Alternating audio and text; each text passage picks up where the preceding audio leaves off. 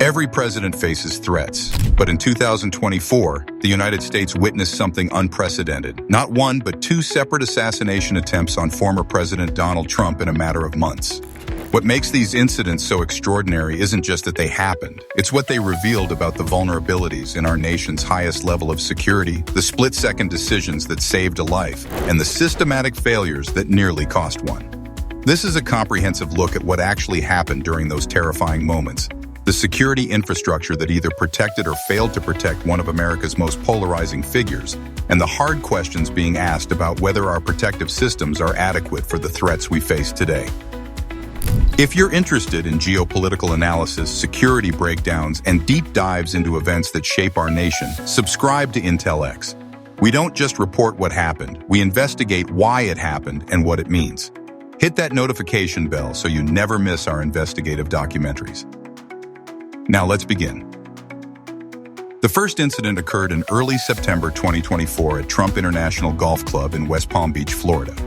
This isn't just any golf course, it's an exclusive, members-only private club nestled in one of America's most affluent neighborhoods. The grounds span over 250 acres, featuring championship golf holes, pristine fairways, and the kind of security you'd expect for a high-profile property. But on that particular afternoon, security faced a challenge that would have troubling implications for what came next just weeks later. Donald Trump was on the golf course, enjoying what appeared to be a routine outing. He was positioned near the fifth hole, moving through the course with the rhythm of someone who's played these fairways countless times before. What made this day different was the presence of someone watching him from beyond the perimeter, someone with a weapon and intentions that were decidedly not peaceful. The gunman, later identified as Ryan Wesley Ruth, had spent approximately 12 hours in advanced surveillance of the property. He'd meticulously scouted the location, studying Trump's movements, identifying gaps in security coverage, and planning his approach. He arrived in a black SUV, parking it in a discreet location to avoid drawing attention. This wasn't an impulsive act. This was calculated reconnaissance. Ruth positioned himself outside the chain-link fence that borders the golf course, waiting for the precise moment when Trump would be in his line of fire. He carried an SKS rifle, a semi-automatic weapon with significant range and stopping power. As Trump stepped out of his golf cart near the fifth hole, preparing to take his shot on the green, Ruth made his move. He inserted the barrel of his rifle through a gap in the fence, creating a makeshift firing position.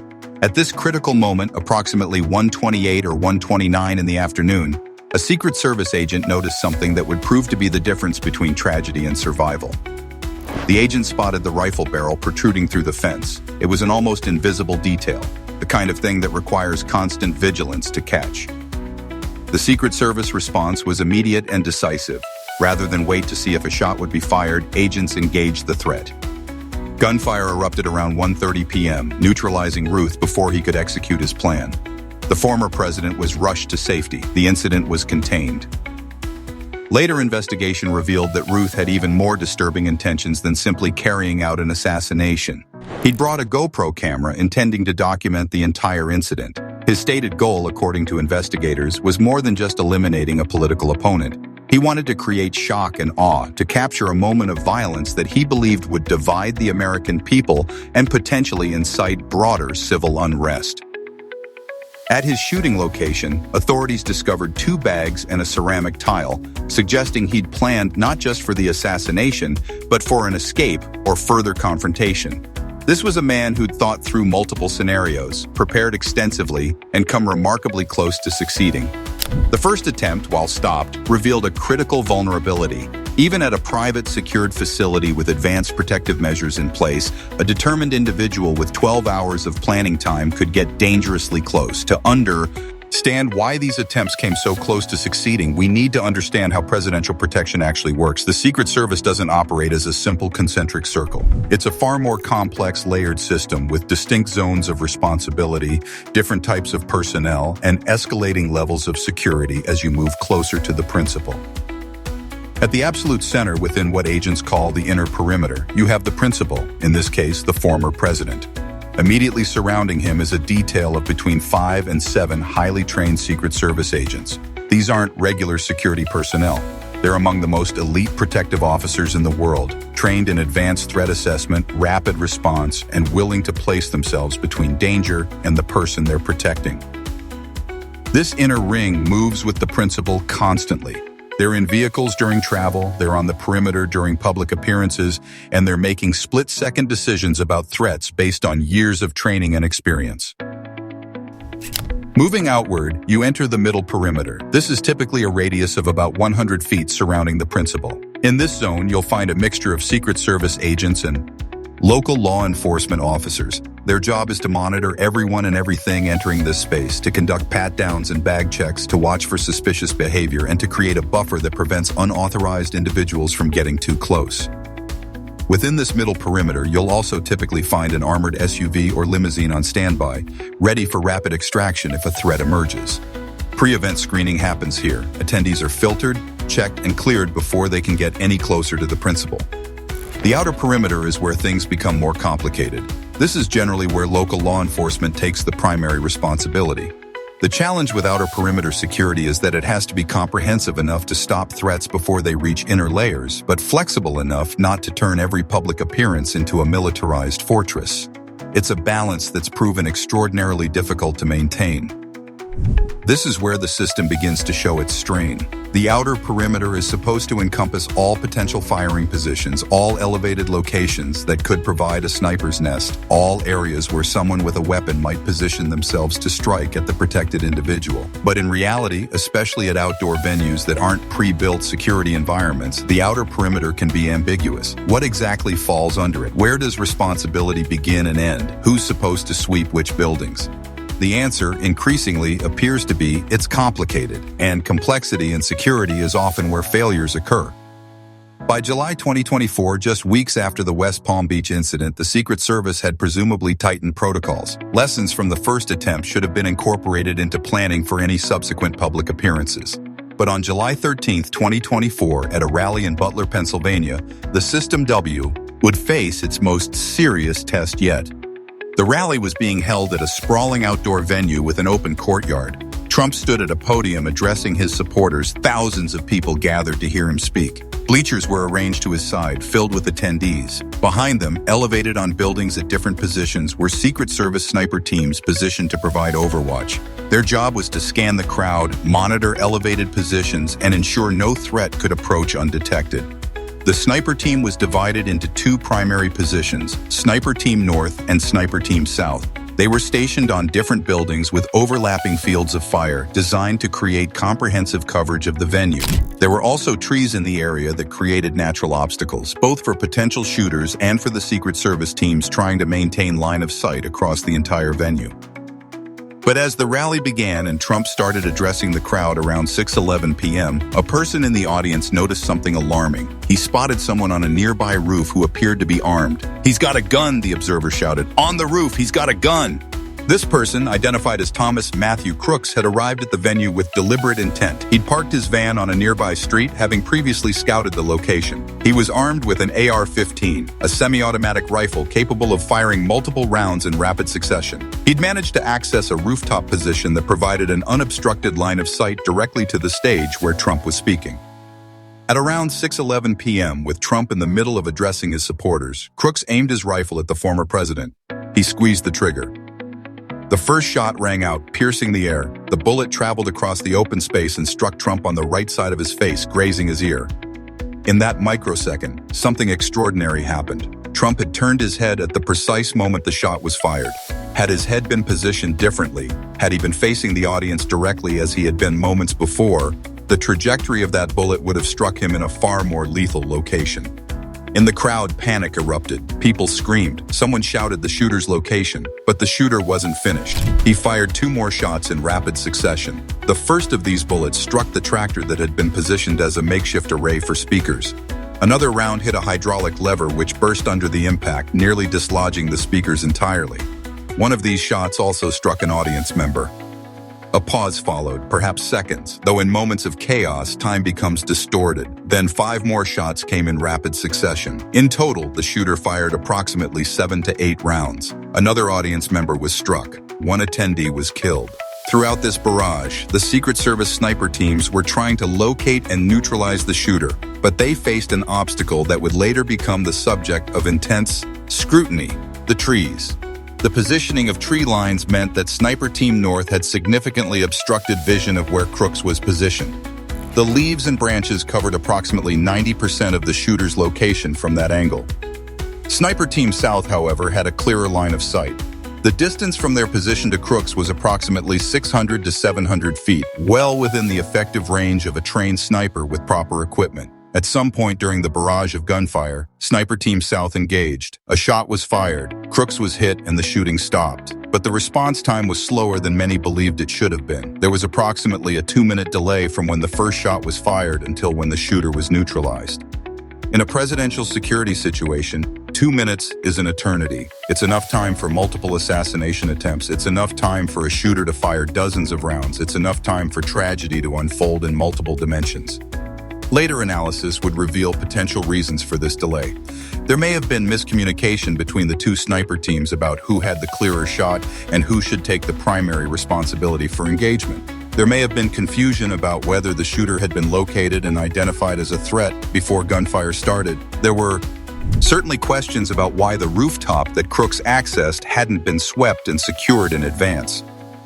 In the aftermath of Butler, the investigations began. The Secret Service itself came under intense scrutiny. Why wasn't the building where Crooks had positioned himself secured? How did he manage to access the rooftop? Why was there a delay in response? The answers revealed uncomfortable truths about how security is actually deployed at large outdoor events. The building where Crooks positioned himself was technically outside the primary rally venue perimeter. The rally had an inner security zone, a middle perimeter, and an outer perimeter. The building fell into a gray area. Local law enforcement was supposed to monitor it. The Secret Service was supposed to oversee that monitoring, but in practice, responsibility fell through the cracks. The Secret Service director later acknowledged that the roof had been considered and deemed not a priority for securing. This decision, in hindsight, appears catastrophically flawed. An unsecured roof with direct line of sight to the principal is perhaps the definition of a priority location that should have been secured. There was also a timeline of events before the shooting that's important to understand. Crooks had been identified as a person of interest around 5:10 p.m. before the rally even began. He was spotted with a rangefinder, a device used to measure distance, typically used by someone preparing to take a long-range shot. At 5:30 p.m., he was spotted on the roof by Secret Service personnel. Yet despite being identified on a secured perimeter, despite being spotted with equipment that suggested hostile intent, he wasn't engaged until after he'd already opened fire. This suggests a breakdown in the decision-making process. Was there confusion about whether he was actually a threat? Was there a delay in authorization to engage? Were protocols not clear about what actions should be taken when a suspicious individual is identified in a potentially dangerous location? These are the questions that investigations are still attempting to answer. What we know for certain is that the system did eventually work. Trump survived, Crooks was stopped, and despite the chaos and the injuries, a far worse tragedy was prevented. But it worked not because the system functioned perfectly. It worked because of luck, because of the split-second head turn that saved Trump's life, because a sniper team eventually engaged the threat, and because, despite the failures, there were multiple layers of protection that eventually prevented total disaster. What do these two attempts, separated by months and occurring in completely different settings, tell us about the nature of security challenges facing modern presidents and high-profile figures? First, they reveal that motivation matters enormously. Both Ruth and Crooks were individuals with stated political motivations who had spent significant time planning their actions. They weren't impulsive actors making spur-of-the-moment decisions. They were people who had studied their targets, scouted locations, and prepared in advance. This type of threat is extraordinarily difficult to prevent because it doesn't rely on insider knowledge or exploiting existing security breaches. It relies on determination, planning, and identifying gaps in the security perimeter. Second, they demonstrate that even the most advanced security apparatus can't secure every possible angle simultaneously. The Secret Service operates with finite resources. You can't place agents everywhere, secure every building, monitor every elevated position. Choices have to be made about where to concentrate resources. Those choices inevitably create gaps, and those gaps can be identified and exploited by someone willing to do the research. Third, they highlight the tension between accessibility and security. One of the things that makes democracies different from authoritarian regimes is that leaders are supposed to be accessible to citizens. They address crowds, they hold rallies, they appear in public. But public appearances create inherent security vulnerabilities. You can make appearances so militarized, so locked down that they become essentially impenetrable, but at that point, they cease to serve their democratic purpose.